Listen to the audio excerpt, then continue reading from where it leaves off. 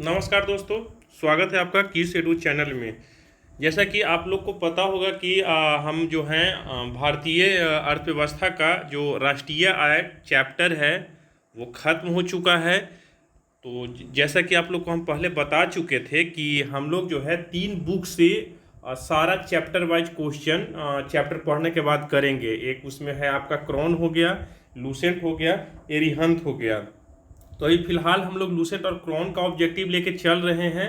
तो जो इस चैनल पे नए हैं, पहले वो हमारा भारतीय अर्थव्यवस्था के राष्ट्रीय आय वीडियो देख लीजिए प्लेलिस्ट में जाकर। तो उसके बाद ना आपको ये यहाँ पर जो क्वेश्चन दिया हुआ है प्रीवियस ईयर, वो बनाने में और समझने में बहुत ही आसानी होगी। और ऐसे फिर तो वही चीज़ हो जाएगा ना, रटने वाला चीज़, वो तो आप स्वयं भी कर सकते हैं। यहाँ पे थ्योरी बताएंगे, आप पढ़े हुए नहीं रहिएगा तो आपको समझ में नहीं आएगा। इसलिए प्लीज़ आपसे निवेदन है कि मेरा ये वीडियो चैप्टर वाइज वाला जो टॉपिक है, ये सीरीज देखने के पहले हमारा जो क्लास का भारतीय अर्थव्यवस्था राष्ट्रीय आय चैप्टर है वो जाकर देख लीजिए। तो चलिए आज शुरू करते हैं भारत का राष्ट्रीय आय।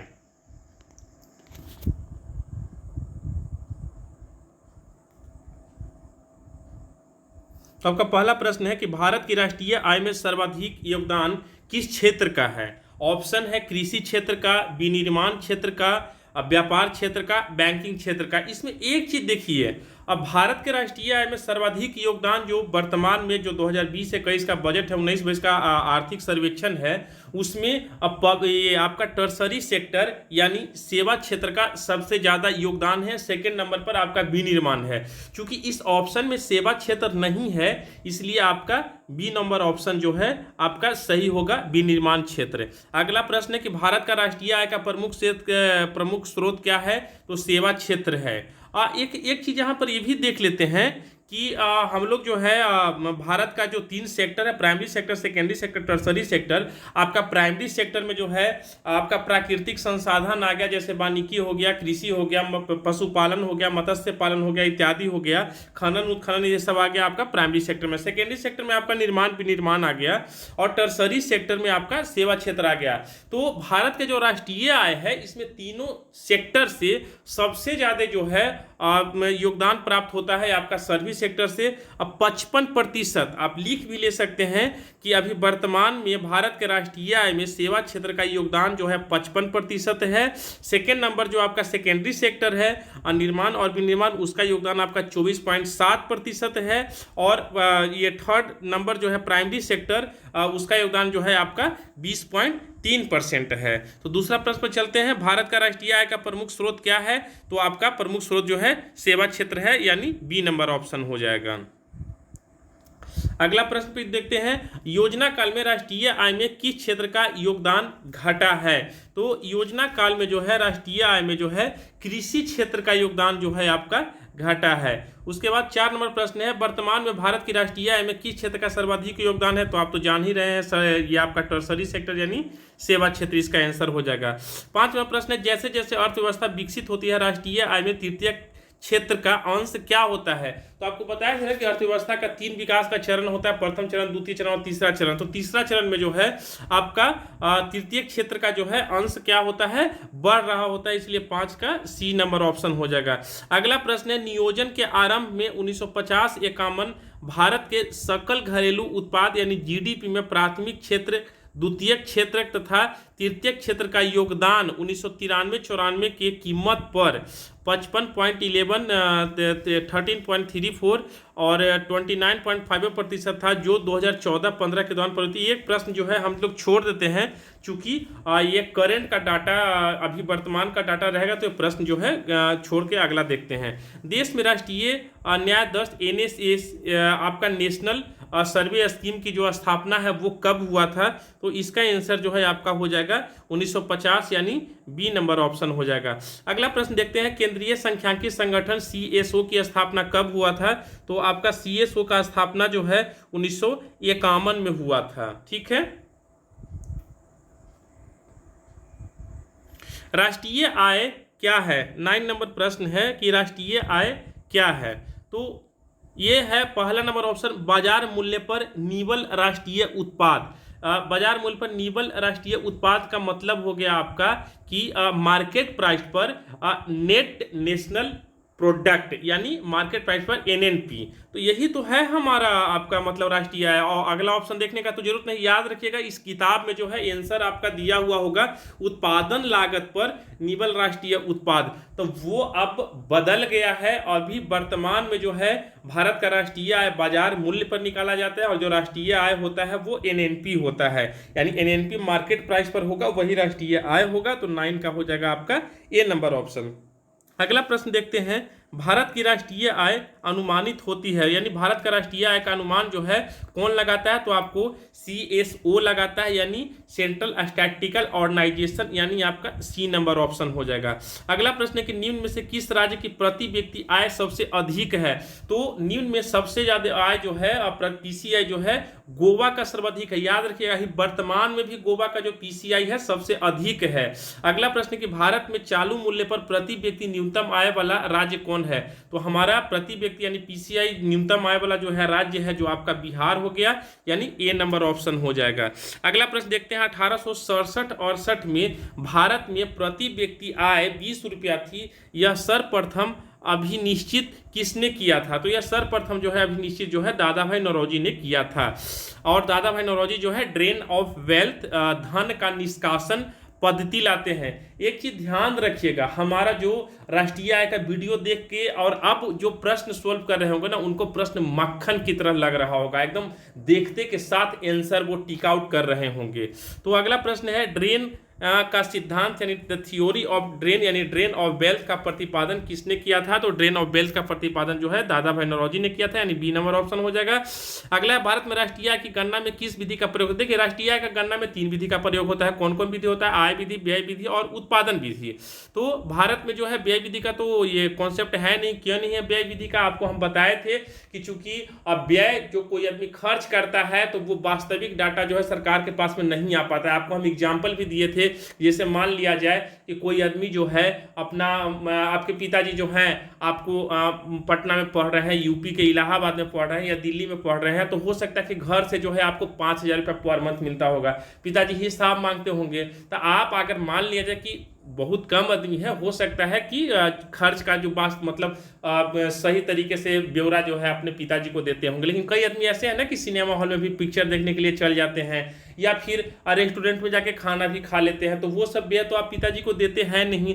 और ये तो एक सिंपल एग्जांपल हम स्टूडेंट पर दे रहे हैं, बहुत सारे व्यक्ति हैं जो खर्च का वास्तविक ब्यौरा नहीं देता है, खर्च करता है और वो सरकार को पास में डाटा मिल नहीं पाता, इसलिए व्यय विधि जो है वास्तविक अर्थों में जो है राष्ट्रीय आय निकालने का पति नहीं। लेकिन हाँ, हालांकि ये बात सही है कि राष्ट्रीय आय निकालने का जो 3 विधि है, आय विधि, व्यय विधि और उत्पादन विधि, उसमें व्यय विधि जो है ना बहुत ही सटीक जानकारी देता है, यानी राष्ट्रीय आय में सर्वश्रेष्ठ डाटा देता है कौन सा विधि, तो आपका व्यय विधि ही देता है। ठीक है, अगला क्वेश्चन पर जाते हैं। तो भारत में राष्ट्रीय आय की गणना में किस विधि का प्रयोग किया जाता है, तो ये आपका जो है उत्पादन विधि यानी उत्पत्ति विधि, और दूसरा है आय विधि, और ये सी नंबर ऑप्शन आपका हो जाएगा दोनों। हिंदू वृद्धि दर किससे संबंधित है, तो हिंदू वृद्धि दर जो है आपका ये जो है राष्ट्रीय आय से संबंधित है, तो ये आपका बी नंबर ऑप्शन हो जाएगा। अगला प्रश्न है 1749 में गठित राष्ट्रीय आय समिति के अध्यक्ष कौन थे, तो ये राष्ट्रीय आय समिति के अध्यक्ष जो है PC चंद्र महालनोबिस। PC चंद्र महालनोबिस का पूरा नाम प्रशांत चंद्र महालनोबिस था। ठीक है, तो ये आपका आंसर बी नंबर ऑप्शन चला जाएगा। अगला क्वेश्चन देखते हैं, स्वतंत्रता पूर्व भारत की राष्ट्रीय आय के संबंध में किसने अनुमान लगाए थे, तो आपको बताया थे ना स्वतंत्रता पूर्व जो है दादा भाई नौरोजी ने लगा दिया था और सिराज ने लगाया था, यानी आपका सी नंबर ऑप्शन आपका चला जाएगा। अगला प्रश्न है, स्वतंत्रता के पश्चात देश की राष्ट्रीय आय का अनुमान लगाने के लिए भारत ने राष्ट्रीय आय समिति यानी आपको पता है नेशनल इनकम कमेटी की एक स्थापना हुआ। हम बता चुके हैं, पढ़ा चुके हैं, आप वीडियो में जाके देख सकते हैं। तो स्वतंत्रता के पश्चात देश के राष्ट्रीय आय का अनुमान लगाने के लिए भारत ने राष्ट्रीय आय समिति की स्थापना कब की थी, तो इसका आंसर जो है आपका 4 अगस्त 1949 की थी, यानी आपका ए नंबर ऑप्शन हो जाएगा। अब अगला प्रश्न पर देखते हैं, 20 नंबर प्रश्न है आपका, स्वतंत्रता के बाद समयावधि के लिए राष्ट्रीय आय का अनुमान को किस श्रृंखला के अंतर्गत रखा गया है? तो ये जो है परंपरागत श्रृंखला के तहत रखा गया, पुनर्रचित श्रृंखला के रखा है, नवीन श्रृंखला। तो ये जो स्वतंत्रता प्राप्ति का जो राष्ट्रीय आय का अनुमान है ना, ये तीनों श्रृंखला के अंतर्गत रखा जाता है, यानी आपका डी नंबर ऑप्शन हो जाएगा। 21 नंबर प्रश्न है, भारत में राष्ट्रीय आय की गणना किस आधार पर की जाती है? चालू मूल्य के आधार पर, स्थिर मूल्य के आधार पर, उपयुक्त में से दोनों, इनमें से कोई नहीं। तो ये सब जो है ना, ये थोड़ा सा छूटा हुआ नहीं है, आप ऐसा नहीं सोचिएगा कि हम ये नहीं बताए हैं, इसको थोड़ा सा और आगे जाएंगे तो आपको बताएंगे, क्योंकि हम इस तरह से पढ़ा रहे हैं ना कि आपको थोड़ा थोड़ा मतलब दिमाग में जो है बैठते हुए जाए। कहीं ऐसा ना हो कि आप में ये जैसे थोक मूल्य सूचकांक हो गया, खुदरा मूल्य सूचकांक हो गया, स्थिर मूल्य हो गया, चालू मूल्य हो गया, तो ये अचानक से बता देंगे ना तो इकोनॉमिक्स फिर बोझ ही लगेगा, फिर तो टीचर में वही वाला चीज़ हो जाएगा। तो इसीलिए तो बोल रहे हैं हम, इसीलिए तो हम चैलेंज भी किए हैं कि यूट्यूब पर इतना डीपली जाकर और इतना सिस्टेमेटिक वे में इकोनॉमिक्स का वीडियो आप देख लीजिएगा, आपको कहीं नहीं मिलेगा। तो 21 नंबर प्रश्न जो है, भारत में राष्ट्रीय आय की गणना किस आधार पर की जाती है? चालू मूल्य के आधार पर, स्थिर मूल्य के आधार पर, उपयुक्त में से दोनों के आधार पर, इनमें से कोई नहीं। तो इसका आपका सी नंबर ऑप्शन हो जाएगा, चालू मूल्य और स्थिर मूल्य दोनों के आधार पर राष्ट्रीय आय का गणना की जाती है। वर्तमान में राष्ट्रीय आय समांकों की गणना किस आधार वर्ष पर की जाती है? तो अभी जो भारत का राष्ट्रीय आय निकालने का जो आधार वर्ष है वो आपका 2011-12 है, यानी अभी वर्तमान में जो है आपका 2011-12 है। ये ऑप्शन में नहीं दिया हुआ क्योंकि यह पुराना प्रश्न है। अगला नंबर प्रश्न देखते हैं, भारत में राष्ट्रीय आय की सही गणना में आने वाली एक कठिनाई का नाम बताइए। तो ये जो है ना, इसका आंसर आपका ए चला जाएगा, अमौद्रिक क्षेत्र का अमौद्रिक क्षेत्र का अस्तित्व, ठीक है ना। अब एक प्रश्न बताते हैं, आपसे पूछते हैं मौद्रिक क्षेत्र किसको कहते हैं और अमौद्रिक क्षेत्र किसको कहते हैं। आपको समझ में आ जाएगा कि भारत के राष्ट्रीय आय में जो है अमौद्रिक क्षेत्र का मतलब क्षेत्र के कारण जो है राष्ट्रीय आय का सही गणना नहीं हो पाता है। मौद्रिक क्षेत्र का मतलब सिंपल आप ये समझिए कि जहां कोई भी लेन देन या किसी भी तरह का विनिमय या किसी भी तरह का व्यापार वाणिज्य होता है तो उसमें मुद्रा का लेन देन होता है। मतलब आप कोई दुकान में गए, बिस्किट खरीदने के लिए गए, आप उसको पैसा दिए, रुपया दिए और वो आपको बिस्कुट दिया। आप मान लीजिए कि किसी ऑफिस में काम कर रहे हैं तो आपको जो वहां का बॉस है सैलरी देगा, तो सैलरी किस में देगा? मुद्रा में देगा। यानी वैसा क्षेत्र जहां पर किसी तरह का जो है लेन देन जो होता है मुद्रा के रूप में होता है तो वो मौद्रिक क्षेत्र कहलाता है। अब आते हैं अमौद्रिक क्षेत्र किसको कहते हैं। तो मान लिया जाए कि कोई बच्चा ऐसा भी होगा जो ग्रामीण क्षेत्र से बिलोंग करता होगा। तो ग्रामीण क्षेत्रों में क्या होता है, आपके यहाँ जो धान काटने वाला या गेहूं काटने वाला जो मजदूर लोग होते हैं वो मुद्रा के रूप में पैसा लेते हैं। मुद्रा के रूप में पैसा वो नहीं लेते हैं, वो अनाज के रूप में पैसा लेते हैं। जैसे पर डे का उनका मजदूरी होता है 5 केजी या 6 केजी अनाज होता है, ठीक है ना। एक तो ये हो गया। दूसरा, गांव घर में कभी कभी आप देखते होंगे कोई सब्जी बेचने वाला जाता होगा तो सब्जी जो है धान से बदल कर देता होगा, यानी धान का बेड का बदले जो है आपका परवल या नेनुआ दे दिया, भिंडी दे दिया, परवल दे दिया, या हो सकता है कि आपको कोई और सब्जी जो है तरबूज वगैरह जो है मतलब धान से मतलब बराबर अनाज के मात्रा में देता है। यानी यहाँ पर विनिमय का साधन जो है अनाज हो गया, विनिमय का साधन आप यहाँ पर रुपया नहीं रहा। तो यही आपका अमौद्रिक क्षेत्र हो गया। मतलब जो मजदूर को जो आप मजदूरी दे रहे हैं रुपया के माध्यम में न देकर के अनाज के माध्यम में दे रहे हैं, तो यहाँ पर ये मुद्रा नहीं दे रहे हैं ना, इसीलिए कैसा क्षेत्र हो गया? अमौद्रिक क्षेत्र हो गया। तो वो मजदूर तो कमाई कर लिया लेकिन सरकार के पास में तो है वो मौद्रिक क्षेत्र का ही सिर्फ अनुमान लगाता है। तो इसीलिए जो है राष्ट्रीय आय के अनुमान में जो है इसके कारण जो है कठिनाई हो जाता है, गणना करने में जो है कठिनाई आ जाता है, इसलिए ये नंबर ऑप्शन चला जाएगा। अब 24 नंबर प्रश्न देखते हैं। 24 नंबर आपका प्रश्न है, भारत में राष्ट्रीय आय की सही संगणना में कौन सी समस्या सामने नहीं आती है। तो कौन सी समस्या सामने नहीं आती है, मतलब बाकी और सब समस्या है, ये समस्या नहीं है। तो आपका अमौद्रिक क्षेत्र का विषमता तो अभी ऊपर वाला प्रश्न में देखे हैं, सी नंबर हो ही जाएगा। उसके बाद में आपका जो है क्या बोलते हैं, निर्यात उत्पादन में कमी, यानी हम लोग कुछ तो बेच ही नहीं पाते हैं ना। उसके बाद जन सहयोग की प्रचुरता, आपका कहाँ जन सहयोग मिलता है? बहुत से ऐसा व्यक्ति है जो कर टैक्स वगैरह जो है छुपाता है, तो जन सहयोग तो यहाँ पर मिला नहीं ना। तो इसलिए ये सब जो C number option, D number option और बी नंबर ऑप्शन जो है ये समस्या तो सामने आती ही है। ये ए नंबर ऑप्शन हो जाएगा, यानी 24 का ए हो जाएगा, पर्याप्त एवं सही संख्यांकीय विधियों की कमी, यानी ये समस्या नहीं आता है। मतलब हमको पास राष्ट्रीय आय निकालने के लिए जो है फॉर्मूला सही है, लेकिन डाटा भी जो है अब वो गलत आ जाता है। क्यों गलत आता है भाई? तो मौद्रिक क्षेत्र के कारण आ जाता है, निर्यात उत्पादन में कमी के कारण आता है, और जन सहयोग जो है सही से लोग नहीं दे पाते हैं। अगला प्रश्न है, भारत में राष्ट्रीय आय का आकलन सर्वप्रथम किसने किया था? तो ये भारत में जो है आकलन से सर्वप्रथम जो है दादा भाई नौरोजी ने किया था, नहीं ए नंबर ऑप्शन हो जाएगा। यहां पर देखिएगा सी नंबर ऑप्शन जो दिया हुआ है BKRB राव, यह प्रथम राष्ट्रीय आय का वैज्ञानिक आकलन किए थे। इन्होंने क्या किया था? वैज्ञानिक आकलन राष्ट्रीय आय का ये किए थे, ठीक है ना। तो अब अगला प्रश्न देखते हैं, दादा भाई नौरोजी ने अपने धन का पलायन यानी ड्रेन ऑफ वेल्थ सिद्धांत का किस पुस्तक में वर्णन किया है? तो उस पुस्तक का नाम है आपका poverty and under British rule in India, जो कि 1868 ईस्वी में उन्होंने जो है पब्लिश किए थे। तो ये आपका ऑप्शन जो है बी नंबर चला जाएगा। अब अगला प्रश्न देखते हैं, आपका 27 नंबर प्रश्न है आपका, भारत की राष्ट्रीय आय में सर्वाधिक योगदान किस क्षेत्र का रहता है? तो सर्वाधिक योगदान आपका टर्सरी सेक्टर का रहता है। अभी थोड़ा देर पहले आपको हम बताए थे कि टर्सरी सेक्टर का जो है योगदान जो है आपका कितना है, 55% है। उसके बाद प्राइमरी सेक्टर का जो योगदान है आपका 20.3% है। उसके बाद में आपका जो सेकेंडरी सेक्टर है इसका योगदान जो है आपका 24.7% है, ठीक है।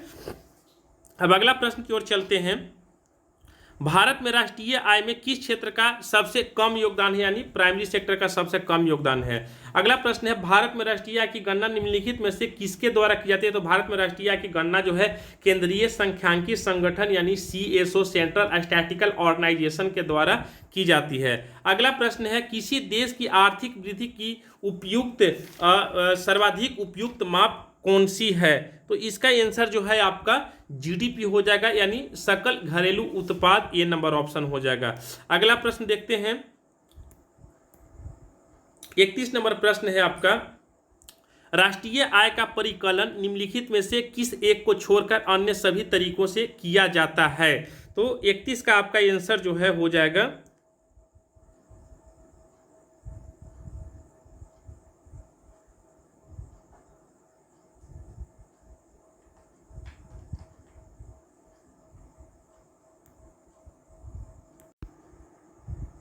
यानी आपका प्रश्न, राष्ट्रीय आय का परिकलन निम्नलिखित में से किस एक को छोड़कर अन्य सभी तरीकों से किया जा सकता है। यानी सभी प्रकार के निर्गतों का योग मतलब व्यय विधि हो जाएगा, सभी प्रकार का आय का योग यानी आपका आय विधि हो जाएगा, सभी प्रकार का व्यय का, यानी सी नंबर डी नंबर और बी नंबर से जो है आपका राष्ट्रीय आय निकल जाएगा। सभी प्रकार के बचत का योग करने से आय थोड़ी निकल जाएगा, वो तो निवेश हो जाएगा ना। 32 नंबर प्रश्न है, निम्नलिखित में से किसको राष्ट्रीय आय में शामिल नहीं किया जाता है? तो मालिक के कब्जे में मकान का आरोपित किराया, ये भी आपका टैक्स के दायरे में आता है, यानी राष्ट्रीय आय में शामिल होगा। नए पुलों के निर्माण पर किया गया सरकारी व्यय, यह भी आपका जो है राष्ट्रीय आय में आएगा। लॉटरी जीतना, ये जो सी नंबर ऑप्शन है ये आपका राष्ट्रीय आय में नहीं होगा, क्योंकि आपको हम बताए थे कि ये सब जो है सरकार से जो है ये सब जो गतिविधियां हैं जो छुप कर होती है, इसलिए इन सब चीज़ों को जो है राष्ट्रीय आय में शामिल नहीं किया जाता है। अगला प्रश्न है, प्रति व्यक्ति आय निकालने के लिए राष्ट्रीय आय को किससे भाग दिया जाता है? तो ये जो है देश की कुल जनसंख्या से भाग दिया जाता है, यानी PCI निकालने के लिए जो है राष्ट्रीय आय बटा देश की कुल जनसंख्या किया जाता है, यानी आपका नेशनल इनकम बटा देश की कुल जनसंख्या होता है, ठीक है। अब अगला प्रश्न की ओर देखते हैं,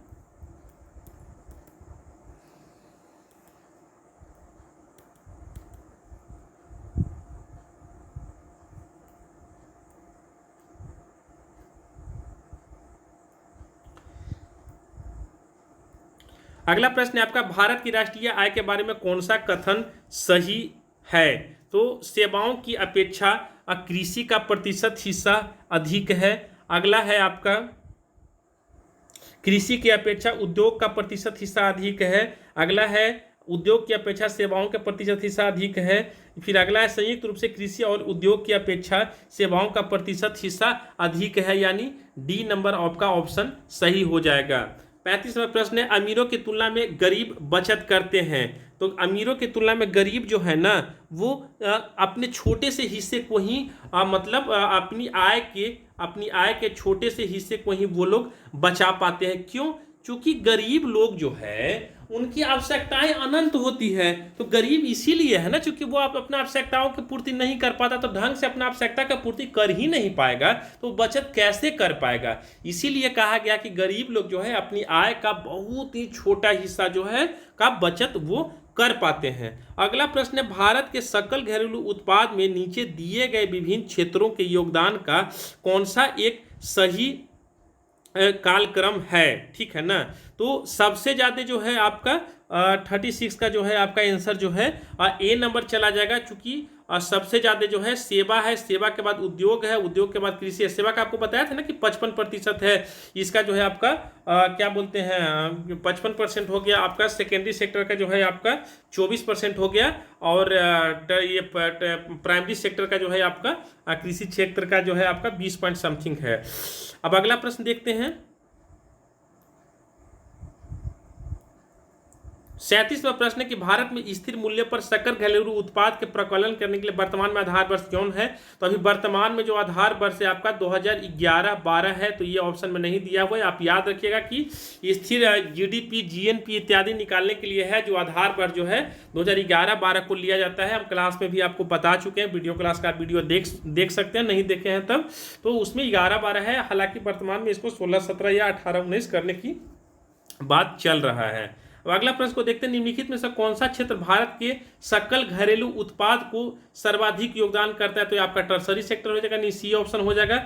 अगला प्रश्न है कि सकल घरेलू उत्पाद के बारे में निम्नलिखित कथनों पर विचार कीजिए। यह एक वर्ष में एक देश की सीमाओं के अंदर यानी सभी वस्तुओं एवं दी गई सेवाओं का बाजार मूल्य है। अगला है, यह एक अनुबद्ध समय अवधि में देश के अंदर उत्पादित समस्त अन्य वस्तु एवं सेवाओं के कुल व्ययों के बराबर है। तो आपका जो जीडीपी जो है 1 नंबर यानी केवल एक सही होगा, यानी कथन जो है केवल एक यानी 39 का सिर्फ ये आंसर हो जाएगा। अगला प्रश्न की ओर देखते हैं, आपका 40 नंबर प्रश्न है, मूल्यह्रास किसके बराबर है।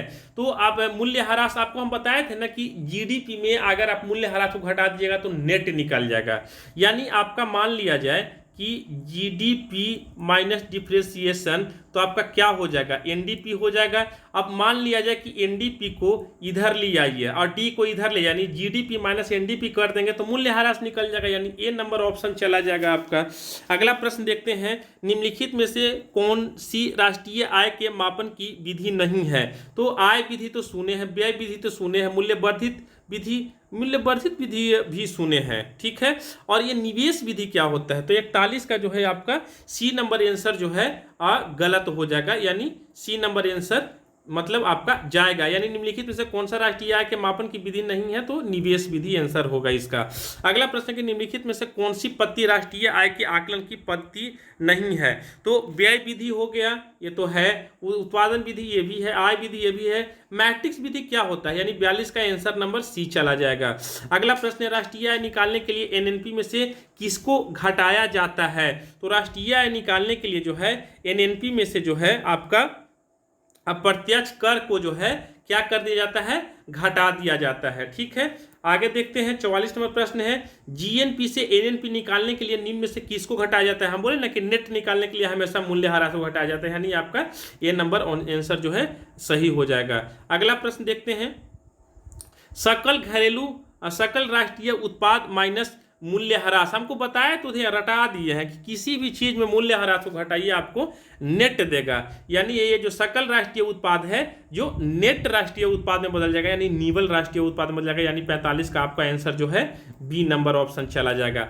अगला प्रश्न देखते हैं, किसी देश की निवल राष्ट्रीय उत्पाद एनएनपी क्या होती है। तो किसी देश के जो ये एनएनपी जो होता है आपको सकल घरेलू उत्पाद में से मूल्यह्रास को घटाकर, यानी ए नंबर ऑप्शन आपका सही हो जाएगा। अगला प्रश्न है, आर्थिक विकास का सर्वोत्तम सूचकांक उपलब्ध कराया जाता है, यानी आर्थिक विकास का सर्वोत्तम सूचकांक जो है उपलब्ध कराया जाता है कब, तो वर्ष प्रति व्यक्ति वास्तविक आय में वृद्धि के द्वारा, यानी आपका 47 का ए नंबर ऑप्शन हो जाएगा। अगला प्रश्न देखते हैं, 48 नंबर है आपका कि निम्नलिखित ये है, अंतर्राष्ट्रीय समुद्र में भारतीय मछुआरों द्वारा पकड़ी गई मछलियां निम्नलिखित में से किसकी जीडीपी होगी? ये अंतर्राष्ट्रीय समूह कह रहा है ना, मतलब EEZ का मतलब कह रहा है। देखिए आपको हम राष्ट्रीय आय बताए थे, उसमें एक्सक्लूसिव इकोनॉमिक जोन यानी अनन्य आर्थिक क्षेत्र के बारे में बताए थे। यानी अनन्य आर्थिक क्षेत्र से जो चीज पकड़ा जाएगा वो किसके जीडीपी के हिस्सा में आएगा, तो वो जाहिर सी बात है भारत का मछुआरा पकड़ रहा है तो भारत के हिस्सा में आएगा, यानी 48 का आपका सी नंबर ऑप्शन हो जाएगा। अगला प्रश्न है, आय विधि से राष्ट्रीय आय का आकलन करते समय निम्नलिखित में से किसको शामिल नहीं किया जाता है? तो ये जो है राष्ट्रीय आय में जो है पेंशन शामिल नहीं होता, यानी आपका सी नंबर ऑप्शन हो जाएगा। और इसका जो आंसर है किताब में गलत दिया हुआ है, इसलिए आप जो है पेंशन को ही सही मानिएगा। ठीक है, अगला प्रश्न देखते हैं। 50 नंबर आपका प्रश्न है, राष्ट्रीय आय के अनुमान की गणना करते समय निम्न में से किसको ध्यान में रखना अपेक्षित होता है? तो इसका आंसर जो है आपका हो जाएगा, क्या क्या है आंसर आपका ऑप्शन है, यानी इसका आंसर आपका जो है 50 का जो है आपका ए हो जाएगा, यानी निर्यात मूल्य को जोड़ा जाना और आयात मूल्य को घटाया जाना। देखिए यहाँ पे निर्यात आयात वगैरह जो है ना आपको बजट के बाद हम पूरा बढ़िया से बताएंगे, इसलिए एक क्वेश्चन में कंफ्यूज नहीं होइएगा, नहीं समझ में आएगा तो वहां पर के लिए आप रहने दीजिएगा। ठीक है, अगला प्रश्न है, सकल घरेलू उत्पाद इसका मुद्रा मूल्य क्या है? यानी जीडीपी का जो है मुद्रा मूल्य क्या है? तो यानी डिफिनेशन पूछ रहा है, यानी एक वर्ष में उत्पादित सभी अंतिम वस्तु और सेवाओं के मौद्रिक मूल्य है, यानी बी नंबर ऑप्शन हो जाएगा। अगला प्रश्न है 52 नंबर प्रश्न है, किसी राष्ट्र की राष्ट्रीय आय क्या होती है? तो किसी राष्ट्र का राष्ट्रीय आय जो है आपका सरकार का वार्षिक राजस्व होता है कि उत्पादन कार्यों का योगफल होता है कि सार्वजनिक क्षेत्र में उद्यमों का अधिशेष होता है निर्यात में से आयात घटाकर, तो ये आपका हो जाएगा बी नंबर ऑप्शन, यानी उत्पादन कार्यों का योगफल होता है। अगला प्रश्न है, व्यय विधि के माध्यम से जीएनपी की गणना में क्या शामिल नहीं किया जाता है? तो जीएनपी की गणना में मूल्य ह्रास व्यय को जो है नहीं शामिल किया। तब पूछेगा कैसे? तो जीएनपी की गणना में मूल्य ह्रास को थोड़ी शामिल किया जाता है, एनएनपी की गणना में होता है ना, जीएनपी में से मूल्य ह्रास को घटाकर, यानी सी नंबर ऑप्शन हो जाएगा। अगला प्रश्न के निम्न में से किस क्षेत्र में भारत में सकल राष्ट्रीय उत्पाद यानी जीडीपी का सबसे बड़ा भाग प्राप्त होता है? तो वो आपका सेवा क्षेत्र से प्राप्त होता है, यानी सी नंबर ऑप्शन हो जाएगा। और इस तरह से जो है आपका जो है ये भारतीय अर्थव्यवस्था का राष्ट्रीय आय समाप्त होता है। फिर मिलते हैं अगले वीडियो में। नमस्ते, जय हिंद।